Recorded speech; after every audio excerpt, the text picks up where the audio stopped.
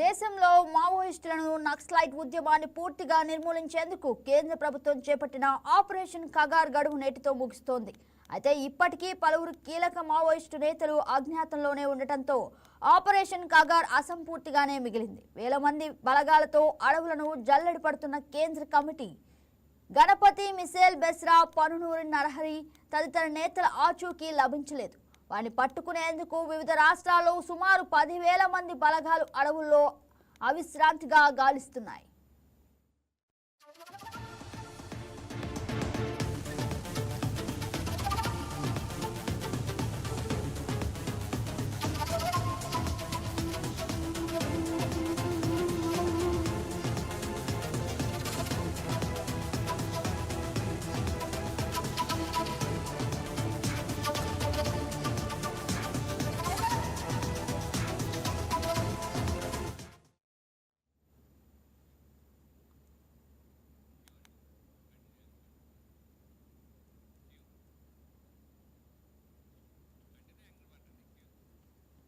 Naxalism నిర్మూలనపై లోక్సభలో కేంద్ర హోంశాఖ మంత్రి అమిత్ షా స్టేట్మెంట్ ఇచ్చారు.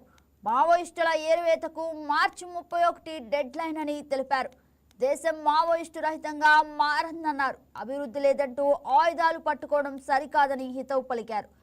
ఆయుధాలు వీడని వారి అంతు చూస్తామని హెచ్చరించారు. మావోయిజం వల్ల 12 రాష్ట్రాల్లో అభివృద్ధి కుంటుపడిందని అమిత్ షా ధ్వజమెత్తారు. గిరిజన ప్రాంతాల అభివృద్ధికి ఎన్డీఏ ప్రభుత్వం కట్టుబడి ఉందని, తమ వల్లే నక్సల్స్ విముక్త భారత్ సాధ్యమవుతుందని అమిత్ షా ప్రకటించారు.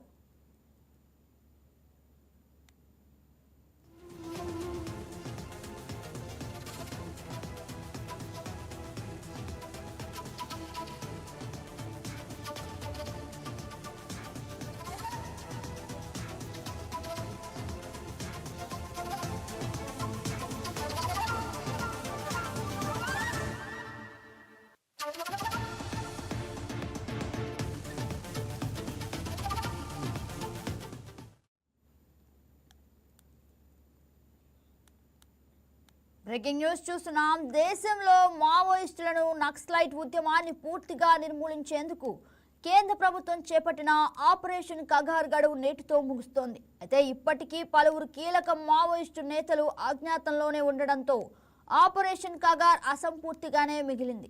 వేల మంది బలగాలతో అడవులను జల్లెడ పడుతున్న కేంద్ర కమిటీ సభ్యులు గణపతి మిసేల్ బెస్రా, పనునూరి నరహరి తదితర నేతల ఆచూకీ లభించలేదు. వారిని పట్టుకునేందుకు వివిధ రాష్ట్రాల్లో సుమారు 10,000 మంది బలగాలు అడవుల్లో అవిశ్రాంతిగా గాలిస్తున్నాయి.